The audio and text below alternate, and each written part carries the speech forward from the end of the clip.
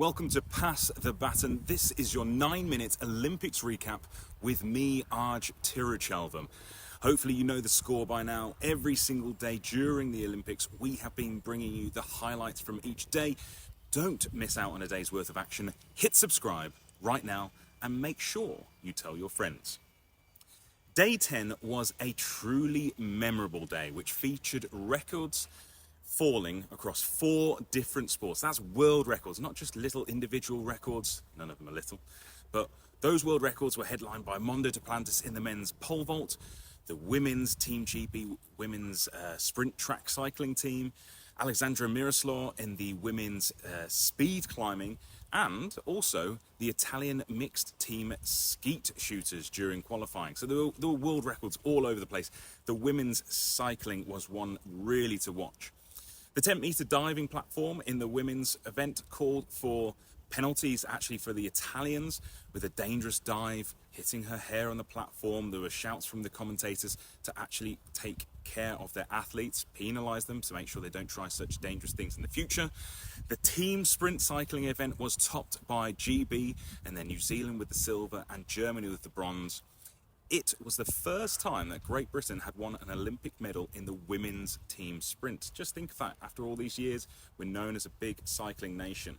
Furthermore, Team GB set 3, not 1, not 2, but 3 world records on the day. Each one in qualifying, the heats, and then in the final. Team GB were represented by Katie Marchant, Sophie Capewell, and Emma Finucane. Amazing performance from them to seal that gold medal. Over in the women's hockey, things were really heating up and Netherlands showed their domination. In the semi-finals now, we will have Netherlands versus Argentina and Belgium versus China. Something we haven't spoken about, something I worked with in the past, was men's water polo. It's easily one of the roughest sports I've ever seen, but what incredible athletes. And we will be seeing in the quarterfinals Greece versus Serbia, USA versus Australia, Italy versus Hungary, and Croatia versus Spain. Big competition there, particularly from the Spanish and Hungary, obviously.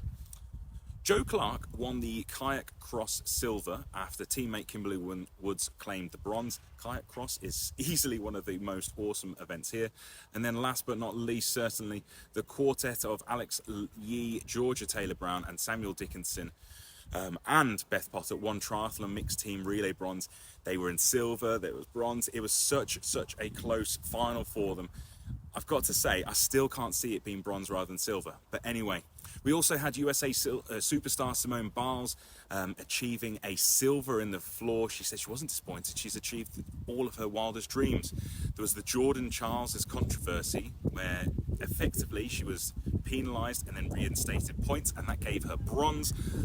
But the biggest moment from the day, it's not odd moment of the day, was that they gave a guard of honour to Rebecca Andrade, who secured gold. What an amazing woman. Over on the athletics field, we had Valerie Ullman, who took Olympic gold for the second time in the discus, throwing just shy of 70 metres, with her second furthest throw still enough to make her number 1 on the table. So an amazing performance from her, a second Olympic gold medal against a very tough field. There was devastation in the women's pole vault for both Molly and Holly.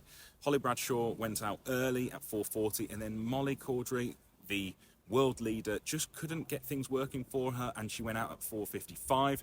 We had the women's 200 metres, which looks incredibly exciting. Gabby Thomas, Dina Asher-Smith, Julian Alfred, and who else? Someone major. Oh, Daryl Neita went through. It's looking like a great final to set up with. But Dina doesn't seem quite there. Then we also had the women's 5,000 metres. We had major controversy here with a disqualification after the event. We had Sigai cutting in from Ethiopia, cutting in front of Kipyegon. There was some hustle and bustle, some argy-bargy, don't say that about me. And then there was a disqualification for Kipyegon. She was then reinstated. But the biggest thing out of the whole event was that the fact that Sifan Hassan managed to secure bronze in the first event of her campaign. And in her words, she's crazy. She knows it. It's madness, but she's doing it. Then the big event of the day, it's got to be said, was Keely Hodgkinson in the 800-metre final. To me, it was probably the toughest lineup I've ever seen in the 800 women's final. With all of the individuals there, she had a real competition, even though she was the favourite, to go out there. Everyone's running like 1:57 to qualify for this final. On top of that, we had the experience of others, even though this was Keely's second time round. She's won silvers all over the place, world championships, but she needed that gold medal. And as they all came out to the blocks, you saw the mind games between Keely taking her time up towards the start line. We saw Mary Moore looking around and thinking, well, I'm going to play a bit of my own. And then the other athletes just standing there waiting. It was a really hotly contested race. I sat down initially, and then I got higher and higher and higher and higher. It was just all happening, and Keely didn't pull away particularly early, and it got to about 115 metres before she then started motoring. And once she started motoring, I had absolute conviction. I think she had absolute conviction in her ability to hold Mary Moore off.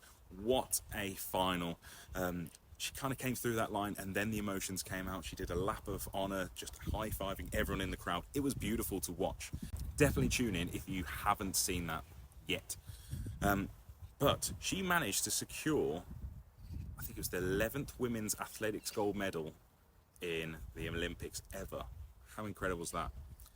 Anyway, coming up next time, we will have the men's basketball competition. It's going to be reaching the quarterfinal stage. That's going to be exciting, with the top 8 teams from groups going head to head as the competition now switches from Lille to the Bercy Arena in Paris. In the men's hockey, that's going to be reaching its conclusion with the last 4, as is the women's football. We're going to see Sky Brown going for gold in the women's skateboarding. And then over on the athletics pitch, field, arena, we have the men's long jump final. Look out for that one. We have the men's 1500 final, Kerr versus Ingebrigtsen, and all the others, obviously. We have the 3000 meter steeplechase final, and then we have the women's 200 meters.